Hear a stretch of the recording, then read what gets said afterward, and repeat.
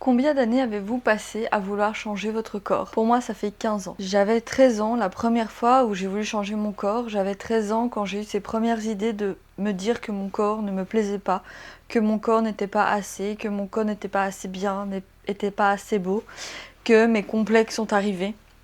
Même si je pense que ça remonte à un peu plus loin que mes 13 ans, mais c'est vraiment là où j'ai contextualisé les choses et où j'ai mis des mots sur les choses, sur le fait que je n'aimais pas mon corps.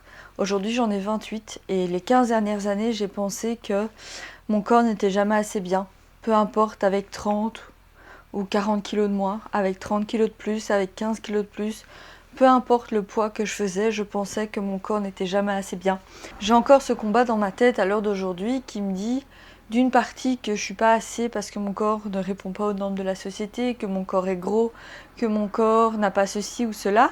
Et il y a une autre partie de cette petite voix dans ma tête qui me dit qu'en fait, je suis plus qu'un corps, je suis plus que ce corps.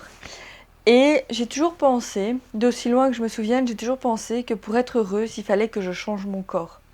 Que mon niveau de bonheur dépendait de l'aspect qu'avait mon corps, que il y avait une corrélation entre le fait d'être mince et d'être heureuse. C'était comme ça a toujours été comme ça, j'ai toujours vu la minceur comme preuve de réussite, j'ai toujours vu la minceur comme preuve qu'on pouvait tout accomplir, donc je me suis dit le jour où je serai mince, je pourrai tout accomplir. C'est malheureux de penser ça parce que la vie ne se résume pas qu'à un corps, la vie ne se résume pas qu'à une perte de poids, la vie ne se résume pas qu'à une taille 38 ou 36, la vie ne se résume pas qu'à se priver, à faire des régimes, à trouver le dernier moyen à la mode pour perdre du poids.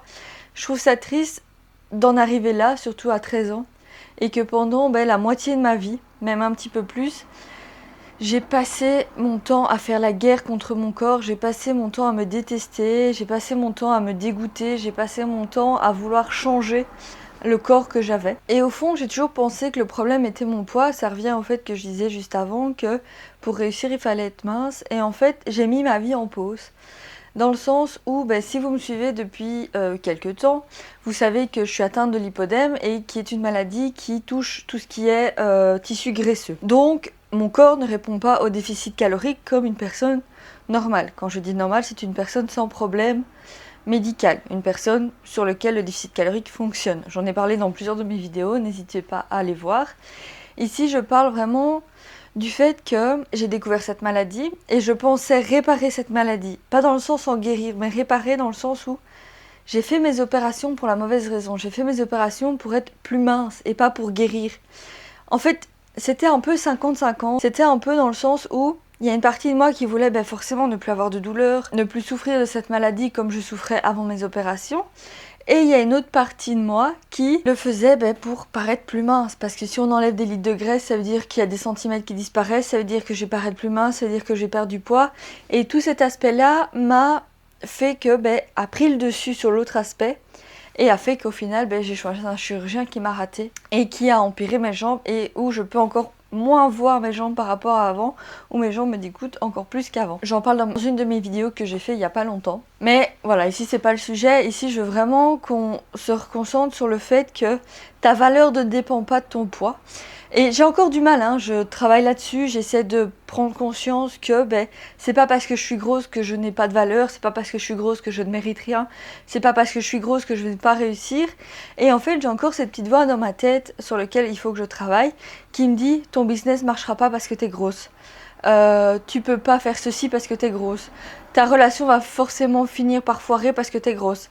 T'es pas assez parce que t'es grosse. En fait, je me suis rendu compte que cette petite voix dans ma tête est là depuis tellement longtemps que en fait, elle fait partie de moi. C'est comme si c'était une copine que j'avais avec moi. Vous allez me prendre pour une folle à dire ça, mais ceux qui ont les mêmes pensées comprennent ce que je veux dire dans le sens où c'est comme si j'avais une deuxième personne qui m'accompagnait tout au long de ma vie depuis que je suis dans le début de l'adolescence et qui me dit voilà, tu peux pas réussir, t'es trop grosse, tu peux pas faire ci parce que t'es trop grosse, tu dois perdre du poids sinon on t'aimera pas, tu dois perdre du poids sinon tu réussiras pas, tu dois perdre du poids parce que ceci. Et il y a toujours ces petites phrases dans la tête qui tournent en boucle un petit peu et à lesquelles j'essaie de me dire non, c'est pas sain, c'est pas... En fait, cette personne est mauvaise dans le sens où elle me vole une partie de ma vie. Je me suis déjà sentie trop grosse je me suis déjà sentie moche et grosse. Et donc à cause de ça, j'ai annulé des soirées. Je me suis déjà sentie trop grosse pour aller faire des courses. Parce que je me suis dit, bah ouais, mais on va voir ce que j'achète et ils vont me dire que ouais, bah ça m'étonnerait pas qu'elle soit grosse. Et en fait, c'est cette petite voix dans la tête alors que les gens ils s'en foutent de ce que tu achètes au supermarché. Enfin, tout ce que eux ils veulent, c'est faire leurs courses et basta. Et en fait, c'est ça, c'est comme quand je vais à la salle, il y a un moment donné, j'avais ce discours qui me disait, ouais, tu vas à la salle depuis 5 ans et t'as ce corps-là, c'est quoi ce gros tas, c'est que tu fais aucun effort, tu vas à la salle juste pour faire bon genre, juste pour dire que t'es sportive alors qu'en fait t'es qu'un gros tas. Et en fait, je sais que c'est cru ce que je dis, mais je sais que ce discours, il y en a tellement d'entre vous qui le répètent dans sa tête, il y en a tellement d'entre vous qui se disent ce genre de choses qu'il fallait que j'en parle aujourd'hui. Il fallait que je vous fasse comprendre qu'aujourd'hui, cette voix intérieure n'est pas vous. Cette voix intérieure est seulement ce que vous avez vécu, les traumatismes que vous avez vécu. C'est seulement les injonctions de la société, c'est seulement ce que vos proches vous ont répété. C'est seulement ce que vos amis vous ont dit ou à l'école ce qu'on vous a dit ou ce que la société vous a dit ou ce que vous a dit au boulot. Et toutes ces petites choses, je vais prendre un exemple pour moi concret. J'ai eu une relation de 5 ans et pendant ces 5 ans, il y a eu quelques red flags, on va dire, où je m'en suis pas rendu compte, où mon ex me disait que j'étais pas assez, que j'en faisais pas assez. Enfin, tout ce genre de choses. Et finalement, j'ai fini par y croire. Et maintenant, à l'heure d'aujourd'hui, je suis toujours là à m'excuser de qui je suis. Je suis toujours là à me dire que j'en fais pas assez, que je suis pas assez, qu'il faut que j'en fasse plus, qu'il faut que je fasse ci, que je fasse ça.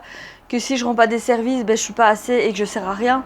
Que si, comme mon chéri actuel rentre du travail, si j'ai pas préparé le repas, si j'ai pas rangé, si j'ai pas fait les courses, si j'ai pas fait ci, en fait je suis pas assez et que il va me le reprocher, etc. Alors que pas du tout. Lui, voilà, il sait que je bosse, il rentre du travail, le repas est pas prêt, c'est pas grave, on le prépare ensemble.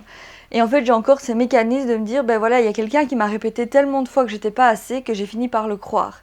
Et en fait, c'est pour ça que je dis que cette voix-là est mauvaise, parce que c'est pas une voix. Quand je dis que cette voix est mauvaise, je ne dis pas que vous êtes mauvaise, que vous êtes une mauvaise personne. C'est uniquement cette petite partie de vous qui vous répète ces choses-là.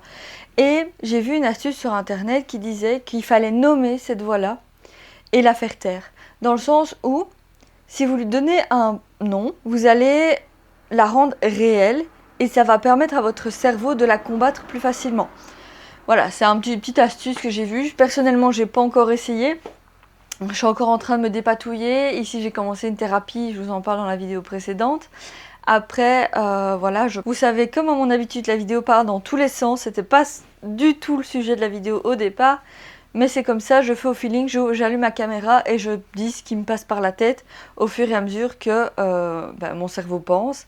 Et nous revoilà dans cette vidéo. Et donc pour en revenir à ce que je disais en début de vidéo, quand je pensais que le problème c'était mon poids, c'était pas la vérité, c'était le rapport que j'avais avec lui. Comme je vous le disais juste avant, cette petite voix dans la tête, ces choses que les gens ont dit sur moi, ces choses que j'ai fini par croire.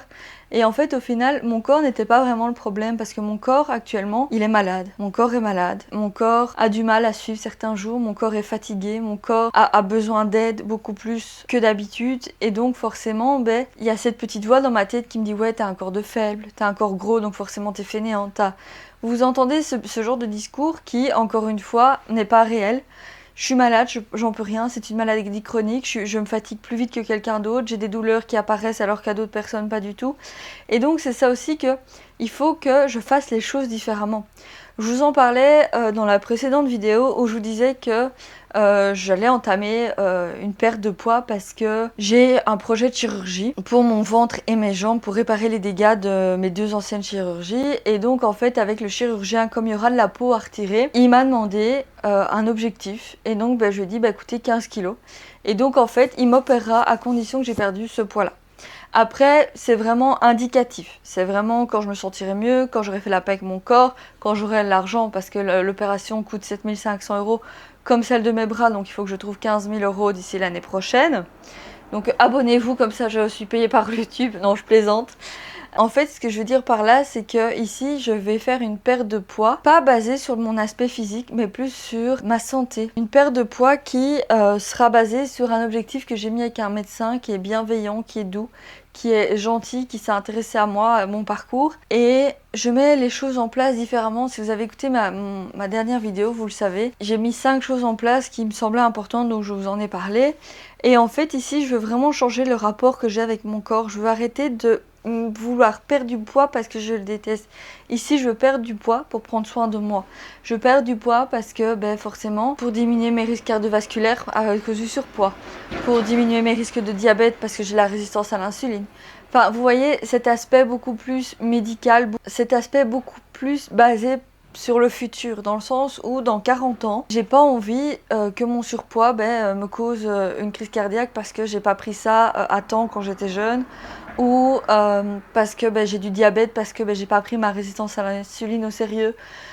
En fait, je pense vraiment aspect bien-être futur, parce qu'il faut savoir que je travaille en maison de repos. Et donc, ce sont des personnes âgées et je vois bien la différence entre les personnes âgées qui restent actives et ceux qui ne le sont pas.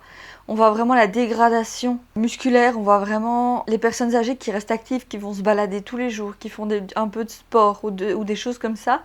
On voit qu'ils restent actifs, qui sont en bonne santé, qui savent, voilà, qu'il y a toutes ces choses-là. Et puis on voit ces personnes qui ont abandonné un petit peu, qui veulent plus faire d'efforts, qui préfèrent prendre une chaise roulante au lieu de marcher, ou qui font plus d'exercice, ou qui restent devant la télé toute la journée. On voit une dégradation musculaire et j'ai pas envie d'être cette personne dans 50 ans. Que dans 50 ans, je puisse encore me débrouiller toute seule, me laver toute seule, aller marcher toute seule, faire mes courses toute seule. Et j'ai pas envie de dépendre des autres. Et je me dis que c'est maintenant, à 28 ans, qu'il faut que je prenne les choses en main. Et donc je pense vraiment, parle de perte de poids, c'est dans ce sens-là, dans ce sens où je me dis dans 50 ans, je veux être en forme.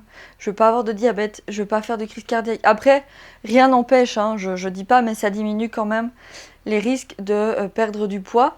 Parce qu'on va pas se cacher, le surpoids est mauvais pour la santé, je banalise pas du tout. L'obésité, je ne dis pas que l'obésité est bonne, je ne dis pas, je défends simplement le fait que même un corps gros a de la valeur, que même un corps gros mérite de l'amour, que même un corps gros mérite le respect, enfin ce genre de choses. Je ne dirai jamais que être obèse est bon pour la santé, je ne dirai jamais ce genre de propagande. Moi, tout ce que je veux faire passer aux femmes qui me regardent aujourd'hui, c'est que vous preniez conscience que peu importe la taille de vos vêtements, peu importe votre poids sur la balance, peu importe votre tour de taille, vous méritez d'être aimé, vous méritez d'être respecté, vous méritez d'être vu, vous méritez d'être entendu, vous méritez tout simplement d'être vous-même sans vouloir changer votre corps pour de mauvaises raisons, parce que c'est souvent comme ça, c'est pour des mauvaises raisons qu'on veut changer en général. Donc pensez-y, réfléchissez à ce que vous pouvez mettre en place réellement pour vous faire du bien, à ce que vous pouvez mettre en place pour vous dire voilà, peut-être que vous avez des enfants et vous dire peut-être que voilà, dans 15 ans j'ai encore envie de jouer avec eux et j'ai envie d'être en forme, donc peut-être que perdre 10 kilos ça m'aiderait à être en forme pour mes enfants. Enfin, vous voyez ce petit genre de choses qui pourraient peut-être vous aider à voir les choses autrement et plus à vous dire je me dégoûte, je me déteste, il faut absolument que je change. Oui, ça va peut-être fonctionner les 2-3 premiers mois et après vous lâcherez prise parce que vous détesteriez toujours autant. Vous n'auriez pas fait de travail sur vous-même, vous n'auriez pas fait ce travail en rapport avec la nourriture, avec le sport, avec votre image de vous-même, avec le regard que vous avez sur votre corps. D'ailleurs, petite parenthèse, normalement je vais sortir un programme d'ici 1 ou 2 mois qui va rassembler ces 3 problématiques, le sport, la nourriture et le rapport à soi. Et donc ce sera vraiment un format hyper complet avec des vidéos, des exercices pour vous aider à vous sortir de cette relation toxique, que ce soit avec la nourriture, avec le sport, mais aussi à changer votre regard sur vous-même. Donc si ça vous intéresse, n'hésitez pas à vous abonner à ma chaîne, comme ça vous suivez la sortie de ce programme. Et je veux vraiment que vous compreniez qu'en fait maintenant cette perte de poids n'est plus liée au fait de répondre à un certain standard. Je veux perdre du poids pour être plus en forme, plus énergique, pouvoir me déplacer plus facilement, pour que dans 50 ans je sois en meilleure santé, pour que je puisse faire des pompes, que je puisse faire des tractions, que je puisse aller faire une course à pied, que je puisse faire ceci, que pour déplacer mon corps plus facilement. Après, forcément, il faut que je passe par la case opération parce que mes bras et mes jambes ne réagissent pas au déficit calorique, mais je tends à espérer que mon ventre va réagir et donc d'où la perte de poids de ma vidéo précédente. Pour clôturer cette vidéo, j'ai envie que vous fassiez un petit exercice, que vous soyez au calme, rien qu'avec vous-même et que vous vous retrouviez face à la petite fille que vous étiez quand vous avez commencé les régimes, ou à la jeune femme que vous étiez quand vous avez commencé les régimes, à cette jeune femme qui se déteste et qui se détestait déjà quand elle était petite fille, ou à cet ado qui se détestait et qui s'empêchait de manger, ou à cette femme qui voulait perdre du poids après sa grossesse et qui se détestait. Voilà, trouvez la période où ce cauchemar de perte de poids ou ce cauchemar de restriction a commencé et où cette période où vous vous détestiez a commencé, et écrivez. Écrivez à cette personne. Si aujourd'hui, si je pouvais parler à la fille que j'étais quand j'étais 13 ans, si je l'avais en face de moi, je lui dirais que sa valeur ne dépend jamais de son poids, que sa valeur ne dépend jamais de ce que les autres pensent, que sa valeur dépend uniquement de ce qu'elle est, de qui elle est et de qui elle veut être. Je lui dirais aussi que perdre du poids ne guérira pas toutes ses blessures. Je lui dirais aussi que perdre du poids n'est pas son objectif de vie, qu'il y a tellement plus à vivre, qu'il y a tellement plus à faire, il y a tellement plus à donner que simplement se concentrer sur une perte de poids. Je lui dirais aussi que c'est dans les moments difficiles qu'il ne faut pas qu'elle lâche et qu'elle lâchera jamais. Que malgré la maladie, que malgré les choses qu'elle a traversées, les traumatismes qu'elle a vécus, elle s'en sortira toujours. Je dirais à cette petite fille de 13 ans qu'elle ne devait pas se battre contre elle-même mais plutôt s'apporter de l'amour. Je veux vraiment partager ça avec vous parce que j'ai toujours été authentique avec vous. On retrouve un peu ce mot un peu trop sur les réseaux, mais j'ai toujours été vraie avec vous. Je vous ai toujours parlé de mes bons et mauvais moments. Et ici, rien que de faire cette vidéo, vous le sentez, j'ai une boule dans la gorge en parlant à cette petite fille de 13 ans. Je veux vraiment que vous fassiez cet exercice pour changer enfin les choses, pour voir l'amour que vous vous portez, pour vous pardonner de ce que vous vous êtes infligé, de vous pardonner de ce que vous avez enduré, de vous pardonner de ne pas avoir mis vos limites, de vous pardonner des promesses que vous n'êtes pas tenues et de repartir sur de bases nouvelles avec vous-même, pour amour pour vous, pour bienveillance envers vous-même et surtout pour prendre soin de vous, que ce soit physiquement ou mentalement. J'espère que cette vidéo t'aura plu. Si ça t'a plu, n'hésite pas à mettre un commentaire, à me dire à quel âge tu as commencé à vivre dans ce cercle de restriction et de perte de poids. N'hésite pas à t'abonner, à activer la cloche de notification parce que d'autres vidéos vont arriver et surtout prends soin de toi. À bientôt.